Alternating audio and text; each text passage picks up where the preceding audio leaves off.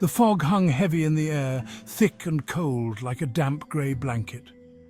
The full moon above cast an eerie glow, its light struggling to pierce the oppressive mist.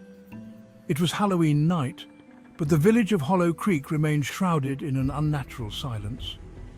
No children's laughter echoed through the streets, no brightly coloured costumes adorned doorsteps. In Hollow Creek, Halloween was not a time for celebration. It was a night to be feared, a night steeped in dark memories and forbidden traditions. The elders of the village had long ago banned the festivities, their faces grim as they recounted the tales that haunted their past. For generations, parents had passed down the chilling story of the Halloween haunting. It served as a stark warning, a reminder of the darkness that lurked beneath the surface of their seemingly peaceful village. And so, on this night, every villager remained indoors, curtains drawn tight, hearts pounding with a mixture of fear and morbid curiosity. The story began in 1924, a time when the village still embraced the traditions of Halloween. A time of innocence, some would say, before the darkness descended upon Hollow Creek. It was a time when children roamed freely, their laughter mingling with the rustling leaves and the crackling of bonfires. But that year the air held a different kind of chill, a premonition of the horrors that awaited. Whispers of a dare, a challenge issued amongst a group of teenagers, spread through the village like wildfire. They planned to venture into the heart of Whispering Woods, a place shrouded in local legends and whispered warnings.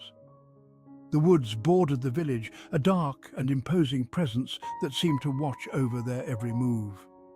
The elders warned against entering the woods, especially on Halloween night. They spoke of ancient spirits, restless and vengeful, who roamed among the trees. But the teenagers, emboldened by youthful bravado and the thrill of the unknown, dismissed these warnings as mere superstition.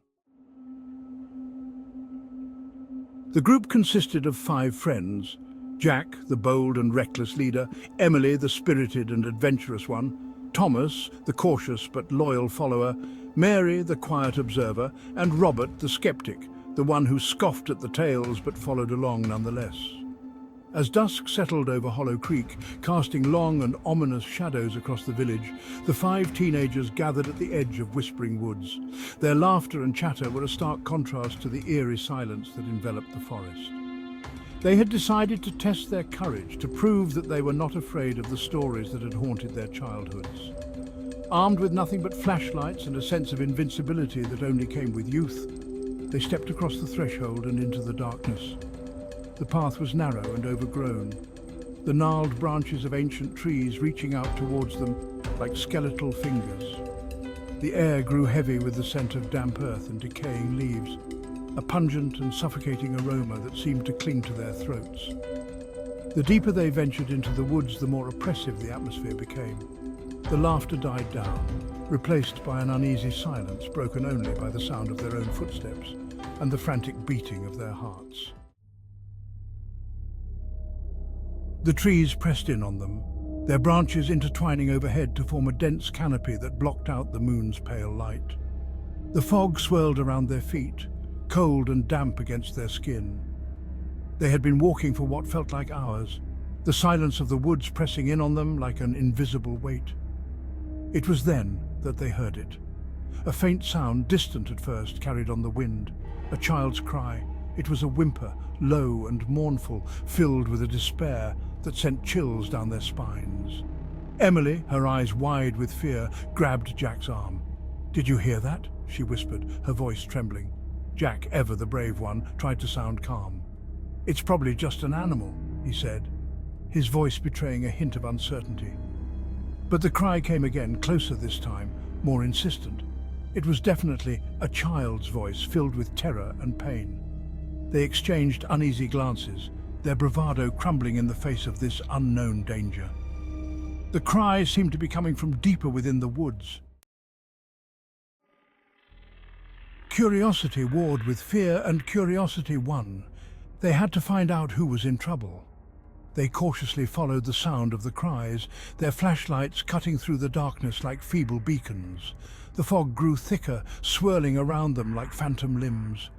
The trees seemed to close in on them, their branches reaching out like grasping claws. Suddenly, Robert stopped dead in his tracks, his breath catching in his throat. "There," he whispered, pointing his flashlight towards a thicket of trees. Two glowing red eyes stared back at them, burning like hot coals in the darkness. The eyes were too high off the ground to belong to a child. They were too malevolent, too knowing. A cold dread gripped their hearts. They had stumbled upon something sinister, something that wanted them to follow, something that lured them deeper into the woods with the cries of a child. Jack, his bravado finally fading, took a step back. "We should go," he muttered, his voice tight with fear. But it was too late. A low growl rumbled through the trees, shaking the very ground beneath their feet. The eyes in the darkness vanished, and in their place materialized a creature of nightmares. It was tall and gaunt, its skin stretched taut over a skeletal frame. Its claws were long and sharp, like shards of obsidian. Its teeth were bared in a grotesque grin, revealing rows of razor-sharp fangs. And then it spoke, its voice a chilling imitation of the child's cry they had heard earlier. "Help me," it rasped, the sound sending shivers down their spines. "Please, someone help me." The creature took a step towards them, its eyes burning with a malevolent light. They were paralyzed with fear, unable to move, unable to breathe. They knew in that moment that they'd made a terrible mistake. They had ventured too deep into the woods, and now they were trapped. The creature lunged, its claws outstretched, its jaws open wide in a silent scream. Their screams pierced the night, a chorus of terror that echoed through the silent woods. And then, just as suddenly as it had appeared, the creature vanished, along with the teenagers.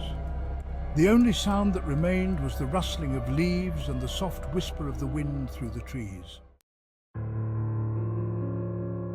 The next morning, the villagers of Hollow Creek awoke to an eerie silence. The teenagers were gone, vanished without a trace.